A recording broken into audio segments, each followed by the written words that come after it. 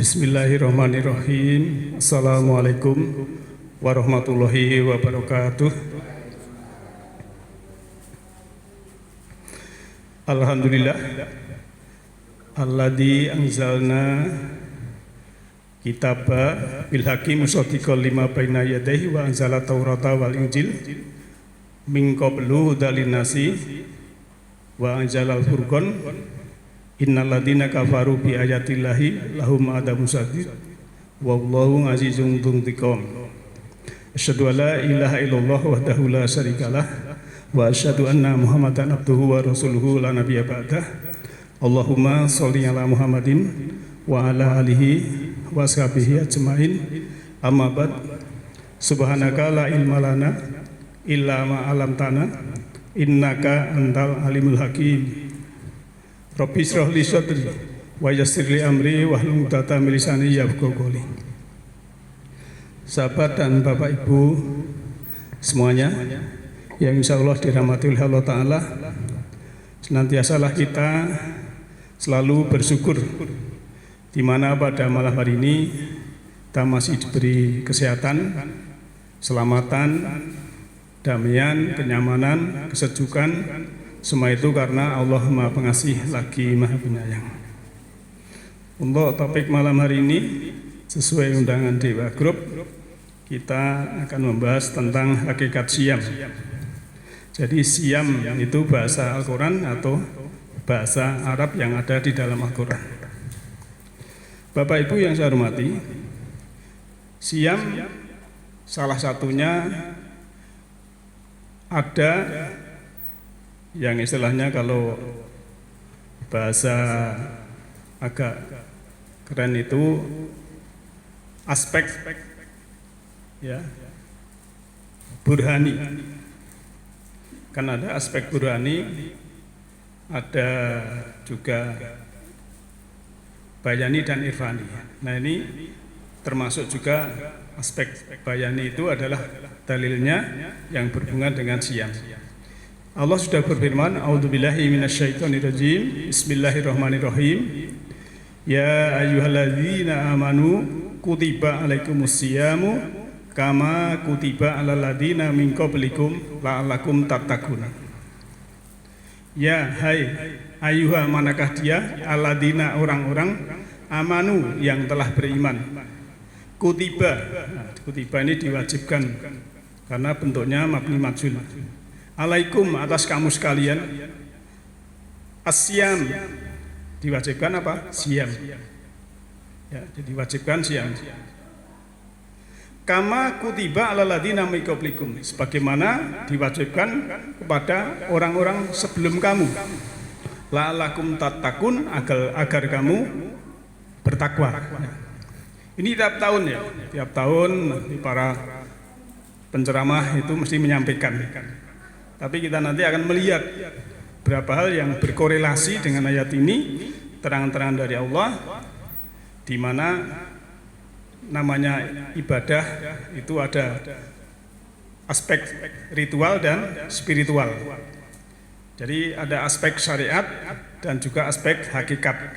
Manakala mengetahui hakikat, insya Allah bisa menenteramkan hati, mendamaikan jiwa karena paham sesungguhnya yang kita jalankan. Bapak yang saya hormati, sebelum kita membaca beberapa ayat ya, ini juga mengingatkan saja. A'udzubillahi minasyaitonirrajim. Fa idza qara'tal Qur'ana fasta'id billahi minasyaitonirrajim. Jadi kita berlindung dari syaitan yang terancam.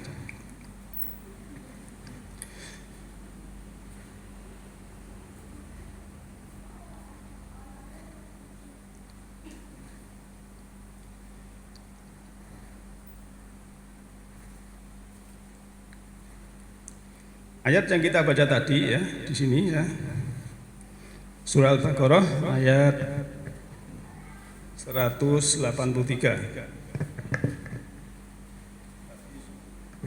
Tadi sudah saya baca, ini saya tampilkan. Ya.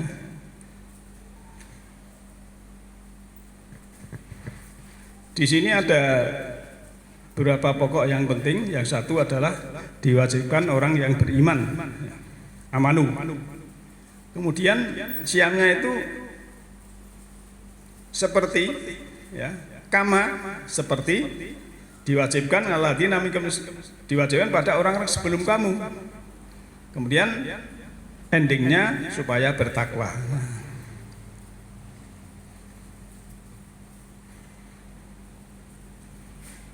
Jadi ayat tadi menjelaskan ya, siam diwajibkan kepada orang yang beriman karena amanu itu bentuknya apa? Fiil apa? Bentuknya sudah bentuk jamak ya, amanu telah beriman. Jadi pakai fiil madhi dan juga domirnya itu wawu jamak. Jadi yang disuruh diwajibkan pada orang-orang yang beriman. Kalau yang belum beriman, ya belum diwajibkan. Dan iman itu, ya kan orang yang sudah terbuka mata hatinya, sudah terbuka mata jiwanya, sudah terbuka mata kolbunya.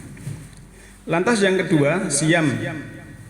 Siam yang diperintahkan Allah adalah siam seperti yang dilakukan oleh orang-orang sebelum kita. Karena tadi kama kutiba laladzina min qablikum. Kemudian yang ketiga, siam itu sarana agar kita menjadi takwa.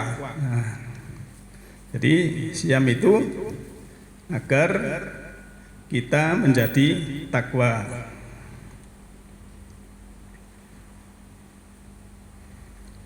Lantas bagaimana cara puasanya orang-orang sebelum kita yang diterangkan dalam Al-Quran? Satu-satunya ayat yang menerangkan cara puasanya atau siam orang sebelum kita ada pada surat Maryam ayat 26, yaitu kisah Maryam. Jadi kita melihat. Nah sekarang kita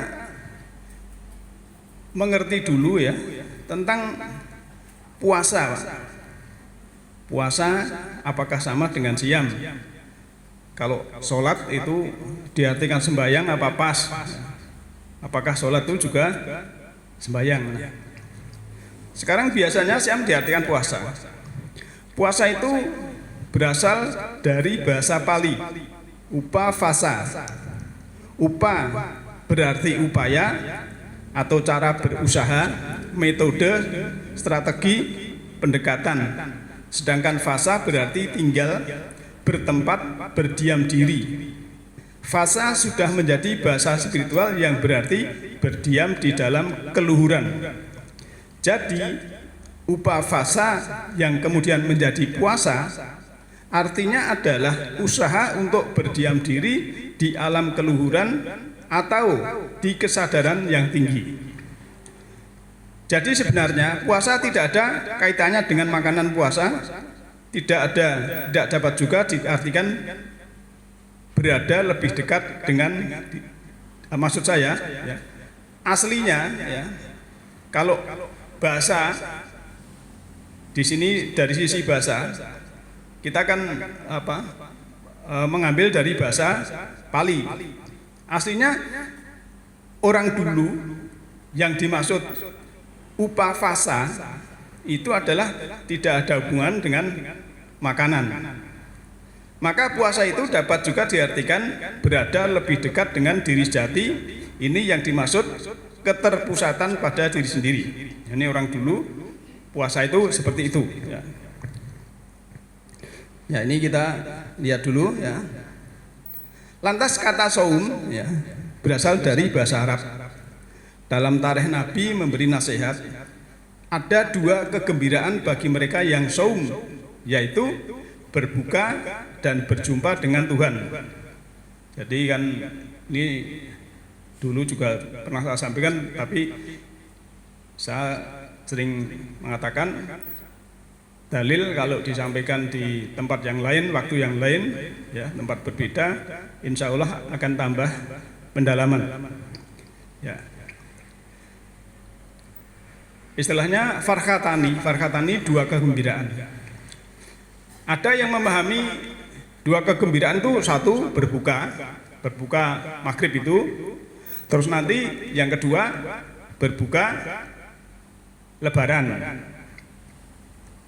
Nah, sebetulnya kalau melihat secara kejiwaan, kita masuk ke spiritual, kita masuk ke dalam, ya, bukan hanya di tataran luar saja, ya. Maka yang dimaksud dua kegembiraan itu, berbuka itu adalah mendapatkan, ya, makanan dari langit. Maka di dalam Al-Quran satu-satunya kata-kata id itu dalam surat Al-Maidah, waktu Nabi Isa minta supaya mendapat rezeki dari langit. Nah, itu orang memahami dari atas tumpeng jatuh, ya. Padahal itu yang berhubungan dengan ayat itu pasti sebetulnya makanan jiwa. Seperti Ashabul Kahfi itu juga sebetulnya meniti ke dalam diri, dalam gua diri sejati yang bisa mendapatkan makanan jiwa. Maka makanan jiwa itu tidak dimakan, tapi dilihat, disaksikan, dijalani, ya, amalkan. Nah, lantas kata berbuka sering dikaitkan dengan makanan. Jelas menjadi, ya, kalau secara kejiwaan spiritual tadi memang tidak nyambung, karena berbukanya itu adalah waktu berjumpa dengan Tuhan. Nah, karena berjumpa dengan Tuhan itu berhubungan erat dengan kolbu. Jelas sekali bahwa berbuka yang dimaksud adalah berbuka mata kolbu. Apa kolbu itu sebenarnya? Ya, kita lihat juga. Perjalanan menuju kolbu sering disebut perjalanan meniti ke dalam diri, atau disebut juga haji hakikat, ya, bukan syariat, atau berkunjung. Untuk apa berkunjung ke Baitullah? Tentu saja bukan untuk menemui rumahnya, tetapi untuk menemui sang punya rumah. Demikian menurut surat Quraisy itu, wal ya'budu rabb hadzal bait. Jadi kamu jangan menyembah rumahnya, tapi nyembah yang punya rumah. Ya, fal ya'budu rabb hadzal bait itu surat Quraisy. Nah, untuk apa menemui sang yang punya rumah? Jelas agar bisa mengenalnya sekaligus mengingatnya. Maka orang yang telah berhasil mengingatnya karena sudah mengenalnya diberi gelar ulul albab atau ahlil bait. Logikanya sederhana. Kalau belum bisa mengenalnya, kan tidak mungkin dapat mengingatnya. Karena syarat sahnya ingat tentu saja harus tahu yang diingat. Mengingat itu dalam bahasa Arab disebut zikir. Sayang sekali banyak yang memahami zikir adalah menyebut. Padahal mengingat dan menyebut itu adalah dua kegiatan yang jelas sangat berbeda. Nah, karena kita membahas dari aspek spiritual, ya, aspek jiwa, makanan jiwa itu berbeda dengan makanan jasmani. Kalau makanan jasmani berbuka maghrib itu sudah tahu semua, Pak. Tiap tahun itu ya begitu aja kan, sudah tahu semua, tidak usah dibahas itu. Ada kola, ya, ada bakso, ada makanan nasi, buah, gitu. Tapi yang berhubungan dengan masuk ke dalam, maka topiknya itu adalah hakikat siam. Nah, jadi saum itu untuk apa? Merujuk surah Al-Baqarah 183 yang saya sebutkan di atas, saum itu untuk menjadikan manusia yang bertakwa. Pertanyaannya adalah bagaimana mencapai takwa itu? Jawaban atas pertanyaan ini ada di surat Ali Imran ayat 133 sampai 135 dan ayat-ayat yang lain. Sekarang kita lihat dulu. Ini orang yang bertakwa, karena kan puasa tadi supaya bertakwa. Nah, takwa itu seperti apa? Kan kita harus tahu. Allah menjelaskan sendiri, karena Al-Quran itu ahsana tafsiro, ya, sebagai tafsir. Ya, surat 25 ayat 33 itu. Wasari'u ila magfiratin mir rabbikum wa jannatin arduhas samawatu wal ardu uiddat lil muttaqin. Berlombalah, ya, ila magfirah kepada ampunan Tuhanmu, mir rabbikum dari ampunan Tuhanmu, dan jannah, ya, yang luasnya seluas samawat dan bumi, seluas langit dan bumi. Uiddat lil muttaqin, dipersiapkan untuk orang yang mutakin, ya, karena takwa tadi saum tadi supaya menjadi orang bertakwa. Nah, siapa mutakin itu? Alladzina yunfikuna fis-sarai wad-dharai. Satu, ya. Adalah orang-orang yang infak, ya, dalam keadaan lapang dan sempit. Ya. Jadi artinya berarti siam itu supaya takwa, saum itu artinya juga berarti tidak pelit. Siam itu artinya juga dermawan. Ya, bagi yang mampu, kalau tidak mampu tidak masalah, tidak disebutkan sini. Dengan terang-terangan ataupun dengan sir, ya, dengan sir ataupun dengan terang-terangan. Jadi boleh kita infak, ini dari saya sekian untuk infak apa, ya, misalnya iftar ataupun yang lain bisa, ataupun langsung panitia, ini dari hamba Allah, ya tidak apa-apa. Jadi orang yang bertakwa tadi yaitu dermawan dan tidak pelit. Lantas wal kadhibinal ghaidho, yaitu bisa menahan marah. Maka Ramadan, ya Bapak Ibu, ya boleh dicatat ya. Ramadan itu artinya membakar. Apa yang dibakar? Kesalahan, dosa-dosa kita, kekhilafan kita, itulah arti Ramadan, membakar. Maka yang dibakar di sini adalah pelit, harus dibakar menjadi dermawan. Pemarah harus dibakar, dimusnahkan menjadi yang sabar. Jadi wal kadhibinal ghaidho, ini menahan marah itu kan dalam kurung kan sabar. Sabar itu bukan pas ngaji gini, kalau pas ngaji gini sabar semua. Tapi besok pagi ya, besok pagi ibu-ibu karo bapake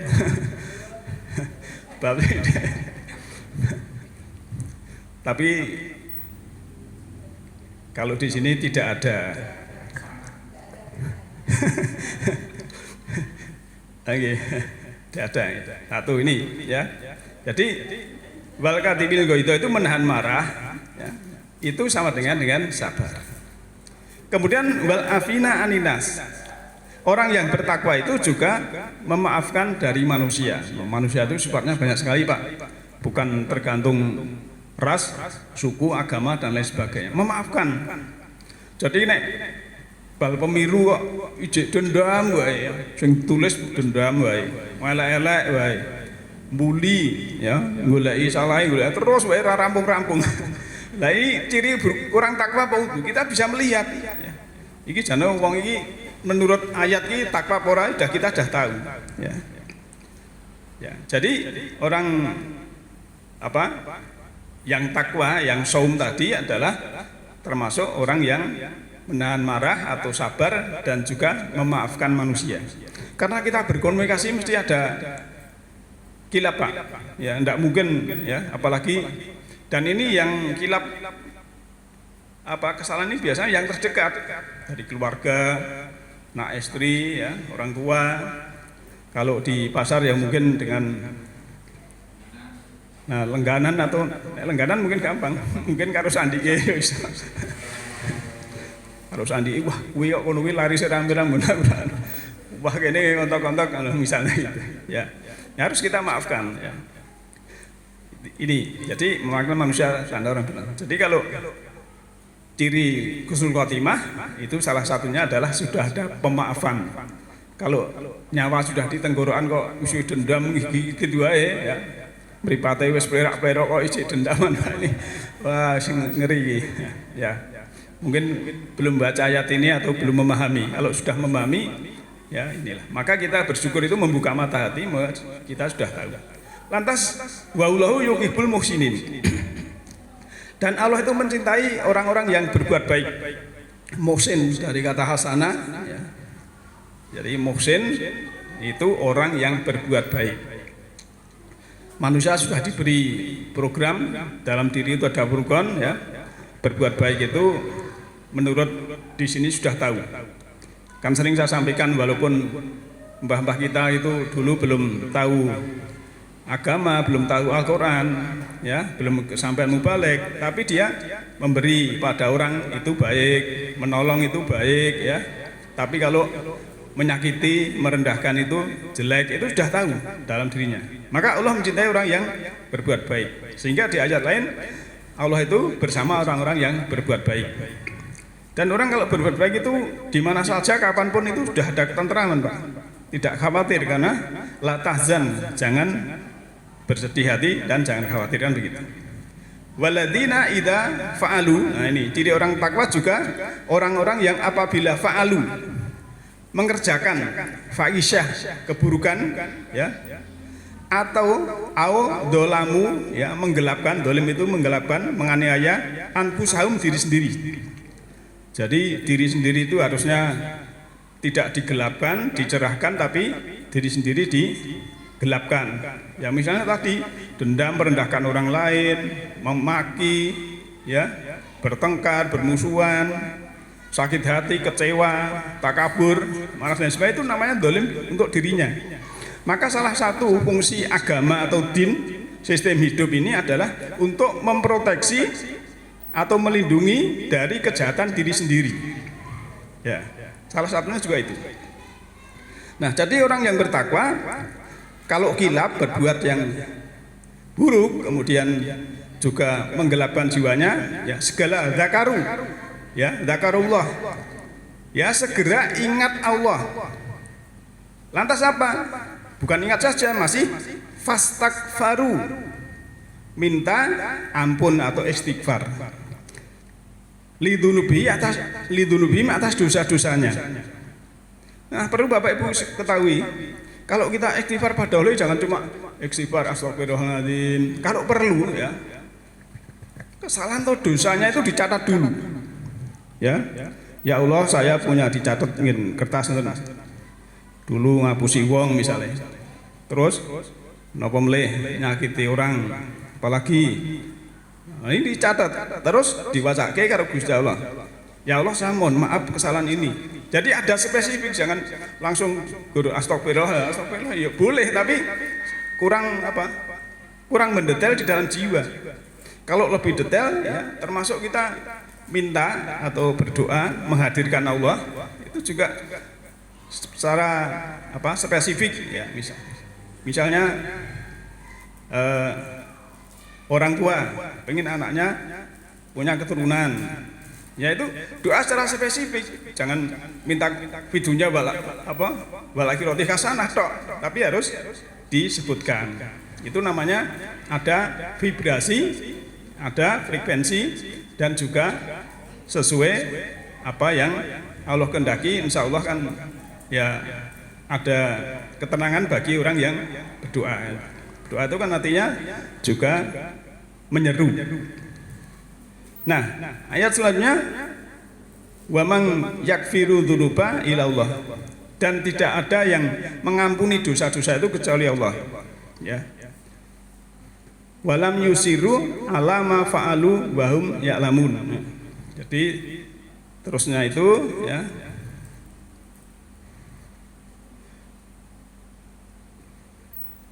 di mana tadi? Ya, ini. Jadi istilahnya ini orang takwa. Tapi ada beberapa hal yang ciri orang takwa juga, Pak. Misalnya, ya, ini tidak saya tulis. Di dalam surat Ali Imran ayat 138. Di situ disebutkan misalnya, ya, a'udzubillahi minasyaitonirrajim. Hadza bayanul linas. Ini adalah keterangan untuk manusia. Ini Al-Qur'an, keterangan untuk manusia.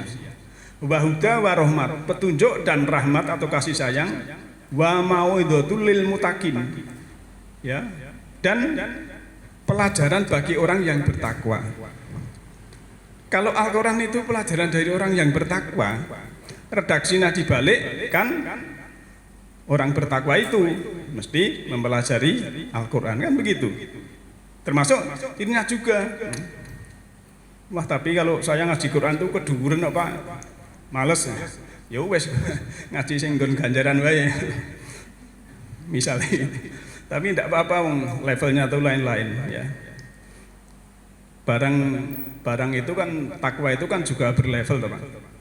Kalau panjenengan lihat bisa belajar dari alam, ya, belajar dari alam, misalnya panjenengan melihat batu bara, batu bara itu dinilai, dijual, itu kan pasti pakai berapa ton gitu lah. Ranek tuku batu bara kok 10 gram kan betul enten. Tapi ya, yang namanya intan berlian yang dulu mungkin asalnya juga batu bara yang sudah terpendam di dalam bumi, ya mungkin jutaan tahun, ya. Ini kalau dijual sudah bukan tontonan Pak, gram-graman. Berapa gram itu apa? Intannya. Berarti sama-sama asalnya, tetapi kualitasnya berbeda, nilainya juga berbeda. Jadi Allah itu yang menentukan adalah nilainya. Sekarang ciri orang bertakwa saya tambahi lagi ya, walaupun banyak Pak. Dalam surah Al-Baqarah ayat 63, ya. Wa id akhadna misaqakum wa rafa'na fawqakumut tur khudzu ma atainakum bi quwwatin, ya, wadkuru ma fihi la'alakum tattaqun.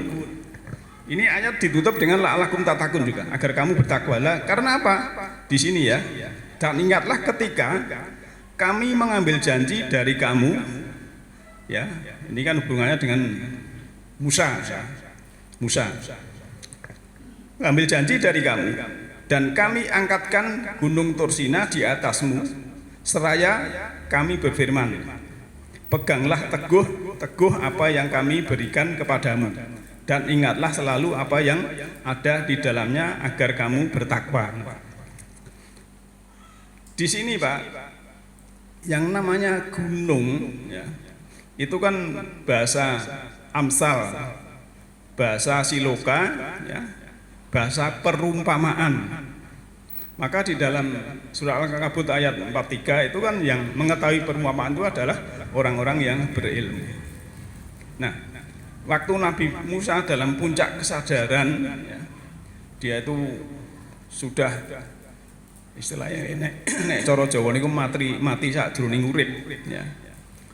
Itu Allah, ya, bertajali, ya. Di situ ada tawajuh, kemudian Musa kan jatuh pingsan. Setelah ingat dia mengatakan bahwa dia tuh ya betul-betul percaya pada Allah.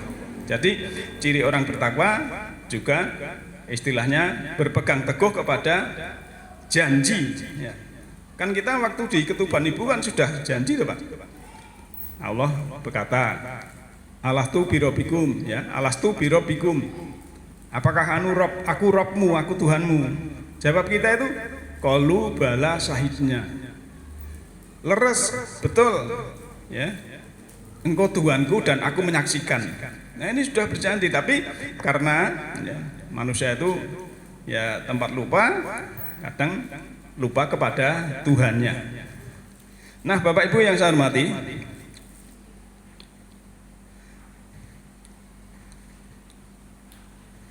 kita lanjut dulu ya. Ini yang tadi ya.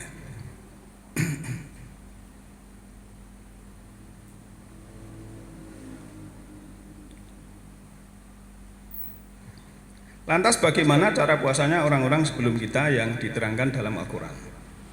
Tadi saya sebutkan surat Maryam ayat 26 ya.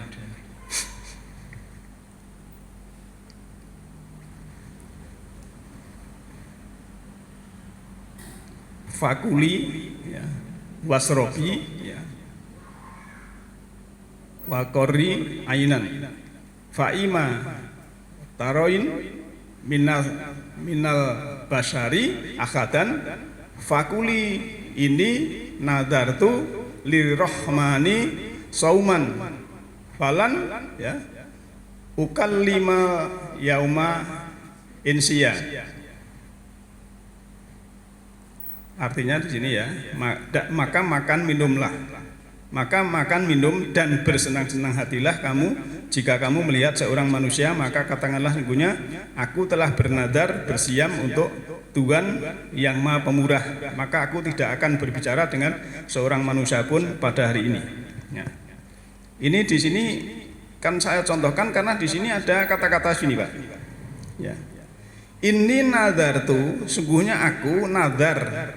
Ya, nadartu aku nadar li rohmani, untuk Rahman, untuk Allah, sauman, berpuasa. Puasanya apa? Falan, ya, ukal 5. Tidak berbicara pada hari ini kepada manusia. Jadi tidak berbicara, tidak akan bicara dengan seorang manusia pun pada hari ini. Ya. Taruh tadi, ya, orang berpuasa atau siam, misalnya sudah berbuka tadi kan ayatnya kalau ada 2 kesenangan, ya, berbuka kemudian mendapatkan makanan dari langit juga, lantas juga istilahnya dalam hal memaknai tidak bicara dengan manusia, itu adalah bicaranya itu khusus hanya dengan Allah. Maksudnya mengkhususkan waktu, ya, berkomunikasi dengan Allah lewat wahyu, atau kalau dalam kurung ya belajar memahami tadarus Al-Quran kan gitu. Maka dalam sejarah kan Nabi mengatakan kalau Al-Quran itu ditempatkan di muka, dia akan menuntun ke jannah. Tetapi kalau diletakkan di belakang, ya, dia akan mendorong manusia itu ke nar atau neraka. Nah, jadi, ya, dalam hal Ramadan membakar dosa dan lain sebagainya tadi disebutkan kan beberapa hari yang berbilang. Ini surah Al-Baqarah 184, ya. A'udzubillahi minasyaitonirrajim. Ayyama ma'dudat. Faman kana minkum maridon aw ala safarin fa iddatu min ayamin ukhra. Wa 'alal ladzina yutiqunahu fidyatun ta'amu miskin. Faman tatawwa khairan fa huwa khairul lah wa antasumu khairul lakum in kuntum ta'lamun. Yaitu dalam beberapa hari yang tertentu. Maka barang siapa di antara kamu ada yang sakit atau dalam perjalanan, maka wajiblah baginya bersiam sebanyak hari yang ditinggalkan pada hari-hari yang lain, dan wajib bagi orang-orang yang berat menjalankannya jika mereka tidak bersiam, itu membayar fidyah, yaitu memberi makan seorang miskin. Barang siapa yang dengan kerelaan hati mengerjakan kebajikan, maka itulah yang lebih baik baginya, dan bersiam atau berpuasa lebih baik bagimu jika kamu mengetahui. Hari-hari berbilang kan sudah dibahas kemarin, ya, tentang targhib Ramadan, ya. Maka kalau Ramadan itu memang, ya, ada yang senang, ada yang sedih, Pak. Yang sedih siapa? Yang jualan makanan siang lho, Pak. Nggih to? Enten mboten begini. Wah, tutup ya resesi. Biasanya itu kan. Ya. Tapi yang seneng ya enten. Ini hukum paradoknya enten, Pak. Sing senengi Pak Haji Tarno Guru nih, wah segenai wah iki metu angka 13 sih. Ya. Gaji 13 kan ya. Biasanya medune pas lebaran misalnya gitu. Jadi itulah, ya, ya. Ada yang satu sedih, yang satu senang. Ya enggak apa-apa, itu dinikmati, disyukuri saja. Karena siam itu adalah tujuannya takwa. Ya. Maka kita harus bisa lulus, ya. Tadi kalau kita masih fasa mungkar, ya, istilahnya tidak bisa menahan, ya akhirnya nanti kita belum lulus dalam puasa. Dan puasa juga ada hubungannya dengan Al-Quran, Pak. Bentar, ya.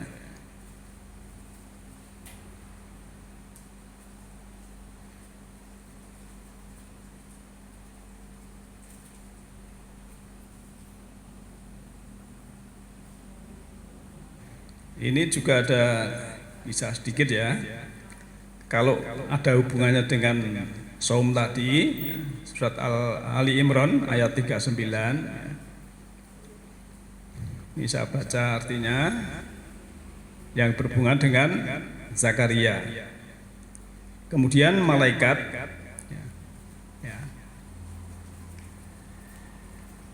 memanggil Zakaria, sedang ia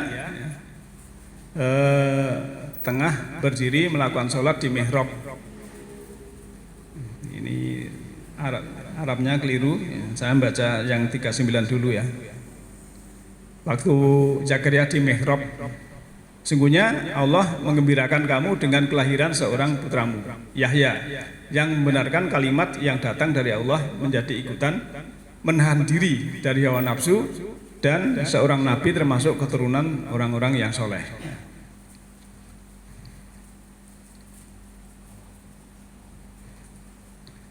Tiga 39 sekarang 40-nya ya. Zakaria berkata, ya Tuhanku, bagaimana aku bisa mendapat anak sedang aku telah tua, telah sangat tua, dan istriku pun seorang yang mandul. Allah berfirman, demikianlah Allah berbuat apa yang dikehendakinya. Ayat 41-nya, berkata Zakaria, berilah aku suatu tanda bahwa istriku telah mengandung. Allah berfirman, tandanya bagimu, kamu tidak dapat berkata-kata dengan manusia selama 3 hari, kecuali dengan isyarat, dan sebutlah nama Tuhanmu sebanyak-banyaknya, serta bertasbihlah di waktu petang dan pagi hari. Ini yang berhubungan dengan Maryam tadi ya. Jadi tidak istilahnya tidak bicara dengan manusia. Termasuk Zakaria ini, tandanya kalau istrinya mengandung, dia itu tidak bicara 3 hari, hanya dengan orang itu isyarat ya, isyarat. Jadi seperti apa itu cuma isyarat. Lantas ayat 42-nya, dan ingatlah ketika malaikat Jibril berkata, hai Maryam, sungguhnya Allah telah memilih kamu, mensucikan kamu, dan melebihkan kamu atas segala wanita di dunia yang semasa dengan kamu. Memang kalau di dalam Al-Quran yang disebutkan ya, dalam surat 66 itu kan 2 wanita yang soleh sebagai contoh amsal itu kan Maryam dengan istri Fir'aun ya.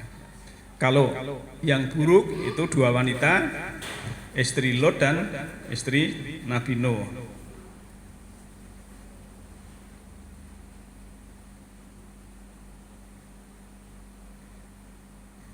Ya, kita kembali ke Syam dulu ya.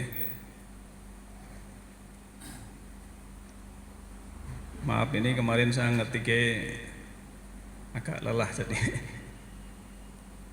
halamannya tidak urutnya. Ini Al-Quran itu ada surat homogen dan surat heterogen, ini kemarin sudah kita lihat kan juga ya. Jadi memang Syam Ramadan itu ada hubungannya dengan Al-Quran. Karena kan Syahrul Ramadan alladzi unzila fihil Quran. Ya, pada bulan Ramadan ya, di dalamnya itu diturunkan Al-Quran. Huda linasi, petunjuk untuk manusia, wa bayyinatin minal huda, dan keterangan dari petunjuk, wal furqan, dan pembeda. Dan hebatnya ya, di situ kan ada 114 surat.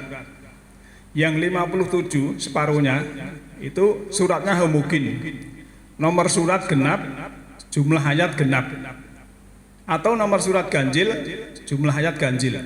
Itu yang separuh. Yang separuh yaitu 57 surat itu heterogen, nomor surat genap, jumlah ayat ganjil, atau nomor surat ganjil ya, jumlah ayat genap. Misalnya kalau yang ganjil-ganjil yang homogen itu surat ke-1 Al-Fatihah 7 ayat, itu ganjil-ganjil. Lantas Al-Baqarah surat kedua 286 genap-genap. Lantas surat ketiga Ali Imran ayatnya 200. Ini masuk yang heterogen gitu. Kalau kita teliti ya, kalau ini bukan ayat Al-Quran tidak mungkin Pak. Maka kehebatan orang orang yang mu'alaf yang dari tadinya agama lain. Kenapa ya? Kalau orang Islam itu anak kecil sampai yang dewasa itu banyak yang hafal surat-suratnya.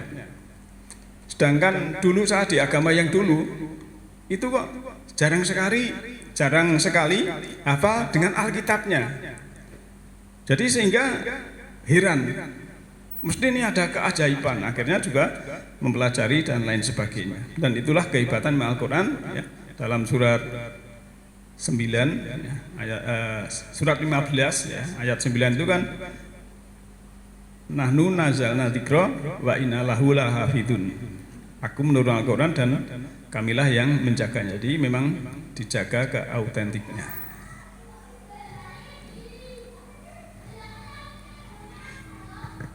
Jadi saya baca lagi kesimpulan ya. Jadi puasa dan saum itu sesungguhnya adalah upaya untuk mencapai puncak kesadaran sehingga manusia selalu dalam keadaan eling dan waspada, berpusat pada diri sejati sehingga berdenyut, bergetar di sumber energi murni yang ada pada diri, menyaksikan 1000 bulan, menyaksikan pusat semesta pada diri sendiri. Dan itulah yang disebut Lailatul Qadar. Nanti kan ada, kita bahas di Lailatul Qadar juga. Pada diri sendiri, karena bisa ya, di sini sudah ada matahari ruhani, sudah ada 1000 cahaya 1000 bulan kan? Dan itulah yang disebut Lailatul Qadar tadi. Puncaknya puasa dan saum adalah memperoleh hidangan dari langit, yaitu makanan ruhani, dan itulah yang disebut Idul Fitri ya, surah Al-Maidah ayat 114. Ya, sayang sekali kebanyakan manusia hanya mengetahui puasa dan saum terbatas pada makan dan minum di siang hari. Tapi tidak ada salah benar, semua tergantung pada kesadaran yang sudah dicapai. Nah, jadi kalau kita melihat beberapa ayat tadi ya, dan keterangan ya, ternyata puasa itu ada 3 macam bagi orang yang menjalankan, Pak. 1 ya, adalah puasa biasa dan tidak tahu hakikat, tidak ada perubahan, Pak. Ya. Sahur, buka, tapi siangnya ya dagang masih ngelongi, timbangannya masih tidak adil, masih ngerasani, masih menjelekkan orang, masih ngumpat-ngumpat. Ini dapatnya juga cuma itu tadi, lapar dan haus. Yang kedua sudah tataran baik ya, sudah bisa ya sahur kemudian berbuka maghrib, tapi sudah tidak menjalankan yang tadi, bisa menahan marah, bisa dermawan, bisa memaafkan manusia ya, bahkan juga berbuat baik. Lantas yang siam yang lebih khusus lagi, di samping yang nomor 2 tadi, itu sudah masuk ketiga dalam berapa hari ini ya, karena dia di dalam Syahrul Ramadan itu unzila fil Quran, dia mau berkomunikasi dengan Allah ya, mengkhususkan waktu untuk belajar firman-firman Allah dan mendapatkan pemahaman, sehingga bisa lebih tentram, lebih tenang ya, menghadapi apapun sudah ada ilmunya ya. Jadi kalau orang itu sudah tahu ilmunya, tahu caranya, hidup ini akan mudah. Tapi manakala kebodohan ya, menghadapi masalah sing sithik bingung ya. Kalau tak gambarkan, seorang anak walaupun sekolahnya tinggi, bani gembos nang dalan nangis. Ini kan tidak bisa menyelesaikan masalah, tidak punya skill ya. Tapi bagi yang sudah skill itu cerdas. Kalau saya berangkat kerja, berangkat sekolah itu niteni, sana tambal ban, sana ya, bengkel ini, sehingga dia cerdas. Begitu ada masalah, dia sudah bisa menyelesaikan. Nah, inilah sebetulnya dalam kehidupan ini ya, karena kita kan tidak tahu kapan dipanggil oleh Allah. Kan kita diingatkan dalam lagu apa itu ya, manis madu, manis anggur pun hilang bila ragamu mati, jiwa pun melayang. Sinten boleh nyanyi, Bu? Nun? Mboten niku lagune sinten. Jadi manis madu, manis anggur hilang. Ya. Bila ragamu mati, jiwa melayang. Nah, lanjutannya terus nopo niku? Tanah yang merah jadi selimut sutra, pusara batu jadi peraduanmu. Aduh sakitnya di sana. Bentang ngantuk. Jadi itu nyanyian ya. Mesti ibu kurang sing nyanyi sinten Bu? Mungkin nek ngerti tak ya dia. Orang nek sing ngerti ya. Obi Mesah. Jadi itu ada pesan ya. Orang itu kalau sudah jiwanya melayang apa? Raganya ini mati, itu selimutnya itu tanah merah. Nah, nek sing nyanyi ini Jakarta kan tanahnya merah. Nek sini mungkin ada tanah hitam dan sebagainya. Dan selimutnya apa? Pusara batu ya. Maka kemarin saya menganjurkan untuk ziarah Pak ke makam itu ben ingat, oh ya ini leluhur kita doakan karo oh iya aku sok iya kaya ngono kuwi ngono. Jadi sudah ancang-ancang tidak ada kemelekatan ya. Sekali lagi karena kalau kita menghadap Allah itu tidak urut abjad ya, tidak urut barep sik ya. Tapi ya tergantung apa itu data kita masing-masing, karena hidup kita ini adalah mengurai data yang ada di DNA kita masing-masing. Nah Bapak Ibu yang saya hormati, untuk itu ya malam ini sekian dulu, nanti ada apa lanjutannya sambil nanti kalau kita kultum atau lainnya bisa kita nanti. Jadi nanti kan Ramadan kita khusus 1 bulan kajian kita, mungkin lebih nanti akan libur dulu untuk bagus di Ramadan. Kalau ada kata yang kurang berkenan mohon dimaafkan ya. Maaf lahir batin. Yahdillahu linurihi mayasya. Allah menunjuki cahaya semesta rohani kepada siapa yang kehendaki. Siapa yang kehendaki adalah orang yang berkehendak. Nasrun minallahi wa fathun qarib. Alhamdulillahi rabbil alamin. Assalamualaikum warahmatullahi wabarakatuh.